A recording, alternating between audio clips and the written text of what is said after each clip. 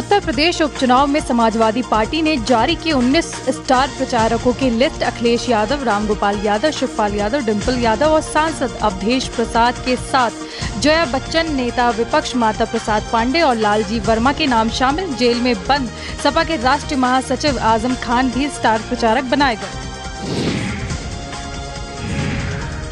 25वीं सब junior national rowing championship के पुरस्कार वितरण समारोह में गोरखपुर पहुंचे सीएम योगी। विजेता और विजेता खिलाड़ियों को किया सम्मानित। कहा, खेल और खिलाड़ियों के साथ प्रोत्साहन देने के लिए डबल इंजन की सरकार पूरी तरह से प्रतिबद्ध है। हमारी सरकार लगातार काम कर रही है। जनता दर्शन कार्यक्रम में भी फरियादियों की फरियाद सुनी गई। अधिकारियों को जल्द समस्या के निस्तारण के भी निर्देश दिए गए। समाजवादी पार्टी के स्टार प्रचारकों की सूची जारी होने पर डिप्टी सीएम ब्रजेश पाठक की सामने आई प्रतिक्रिया। स्टार प्रचारकों पर कसा तंज। कहा, एसी कमरे में बैठकर रह जाएंगे सपा के स्टार प्रचारक। सभी 9 सीट पर बीजेपी के जीतने का भी किया दावा। दिवाली पर बर्न यूनिट को भी किया गया एक्टिव।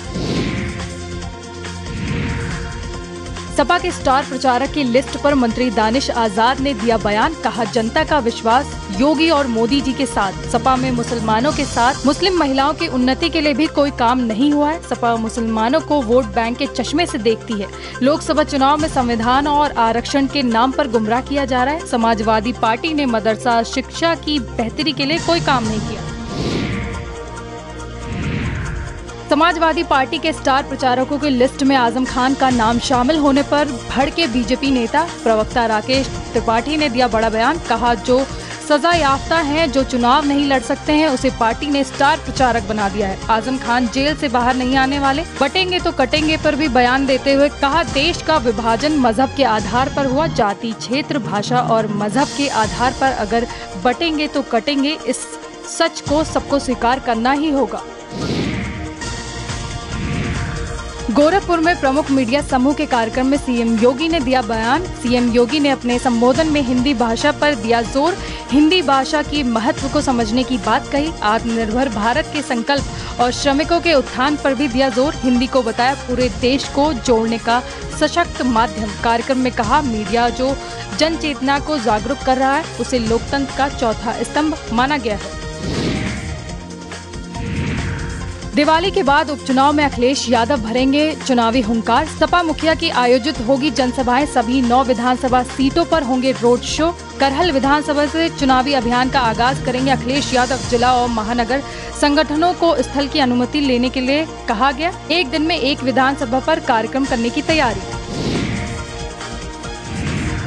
समाजवादी पार्टी की सांसद डिम्पल यादव ने दिया बड़ा बयान। कहा, करहल उपचुनाव में विचारधारा की लड़ाई है। बीजेपी सरकार में भ्रष्टाचार चरम सीमा पर है। लोग अपने आप को ठगा और पीड़ित महसूस कर रहे हैं। प्रदेश में हालात बहुत ही ज्यादा खराब है। मेट्रो सिटी में भी गड्ढे हैं। उपचुनाव में एक तरफा पीडीए गठबंधन है और एक तरफा जीत होगी। सीएम योगी के बटेंगे तो कटेंगे बयान पर आरएसएस ने किया समर्थन। सरकारवाह दत्तात्रेय होसबोले का बड़ा बयान। बोले, हिंदू एकता लोक कल्याण के लिए जरूरी। हिंदू को जाति विचारधारा के नाम पर तोड़ा जाता है। हिंदुओं को जोड़ने के लिए काम किया जा रहा है। हिंदू को एक होकर रहना चाहिए। यूपी सरकार में कैबिनेट मंत्री संजय निषाद ने खुद पर लगे आरोपों का किया खंडन। टिकट के लिए पैसे लेने के आरोप पर संजय निषाद ने दिया बड़ा बयान। कहा, हरिशंकर बिंद के आरोप झूठे हैं। वो खुद भूमाफिया हैं। हरिशंकर ने फूलन देवी की जमीन पर कब्जा किया। दिवाली के बाद निषाद आरक्षण का मुद्दा तय होने की भी बात कही। आप नेता और राज्यसभा सांसद ने महाराष्ट्र विधानसभा चुनाव को लेकर दिया बड़ा बयान। एक्स पर पोस्ट कर शेयर करते हुए लिखा, महाराष्ट्र विधानसभा चुनाव नहीं लड़ेगी पार्टी। आम आदमी पार्टी के राष्ट्रीय संयोजक अरविंद केजरीवाल महाविकास अघाड़ी गठबंधन के उम्मीदवार के लिए करेंगे चुनाव प्रचार। 288 विधानसभा सीटों पर 20 नवंबर को होना है मतदान। संजय निषाद पर लगे आरोपों को लेकर कांग्रेस प्रदेश अध्यक्ष अजय राय ने दिया बड़ा बयान। कहा, बीजेपी और इनके सहयोगी भ्रष्टाचार में लिप्त हैं। बीजेपी में ऐसी चीजें लगातार चलती ही आ रही हैं। ये लोग सिर्फ दूसरों पर आरोप लगाने का काम करते हैं। उपचुनाव को लेकर कहा, हम लोग चुनाव नहीं लड़ रहे हैं, लेकिन इंडिया गठबंधन सपा के साथ है। यूपी सरकार इस बार अयोध्या में सबसे खास दीपोत्सव मनाएगी। प्रभु श्री राम के प्राण प्रतिष्ठा के बाद पहला दीपोत्सव कार्यक्रम। हे देशों के कलाकार करेंगे रामलीला का मंचन। देश प्रदेश के कलाकार भी अपनी कला का करेंगे प्रदर्शन। यूपी के 250 कलाकारों द्वारा निकाली जाएगी शोभा यात्रा। बीजेपी ने महाराष्ट्र विधानसभा चुनाव के लिए जारी की 40 स्टार प्रचारकों की सूची। पीएम मोदी, अमित शाह, राजनाथ सिंह और नितिन गडकरी के साथ सीएम योगी समेत कई राज्यों के मुख्यमंत्रियों के भी नाम शामिल। पूर्व सांसद स्मृति ईरानी भी बनाए गए स्टार प्रचारक। 20 नवंबर को एक चरण में होगा मतदान।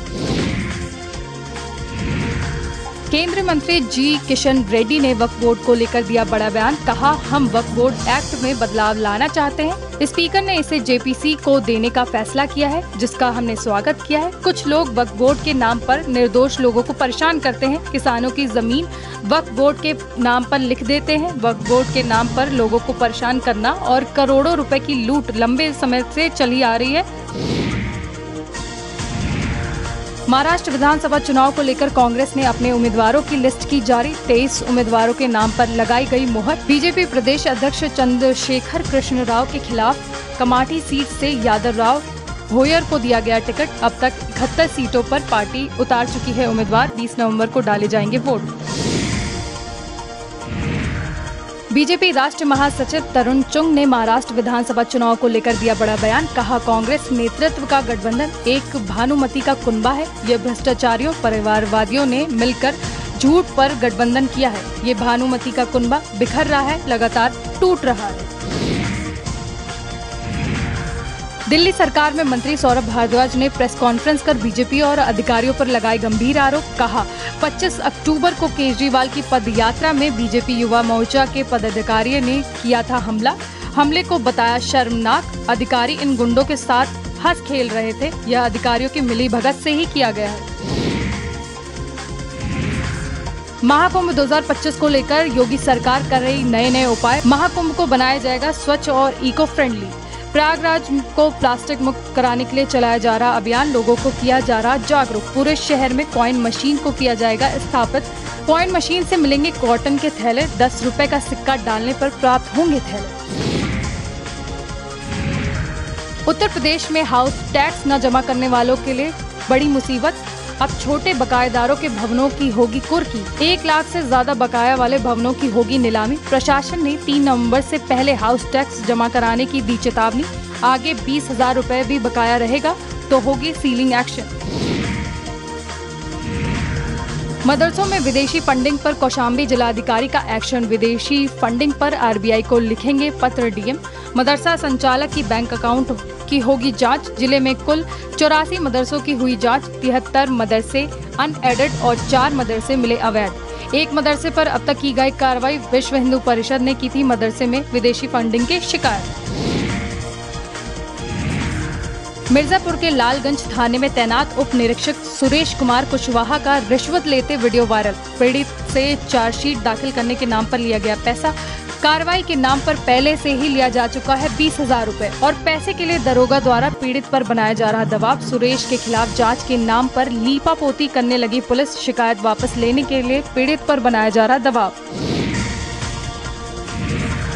दिवाली से पहले मिलावटखोरों पर प्रशासन का एक्शन। वाराणसी के कई इलाकों में फूड विभाग ने की छापेमारी। कार्रवाई में पकड़ी गई 40 बोरी कलर वाली हल्दी। 4 लाख रुपए की बताई जा रही कीमत। सारनाथ के किराने की दुकान पर की गई छापेमारी। टोमेटो सॉस, सोन पापड़ी का भी लिया गया सैंपल। 14 दिन बाद आएगी रिपोर्ट। वाराणसी में त्योहारों पर जीएसटी के छापेमारी से व्यापारी हुए परेशान। बिना नोटिस कार्रवाई किए जाने से आक्रोश में व्यापारियों ने जीएसटी के छापे को लेकर किया प्रदर्शन। राज्य कर विभाग के अधिकारियों से भी की मुलाकात। व्यापारियों ने अधिकारियों को दी चेतावनी। कहा, परेशान करने पर सड़क पर उतरेंगे व्यापारी।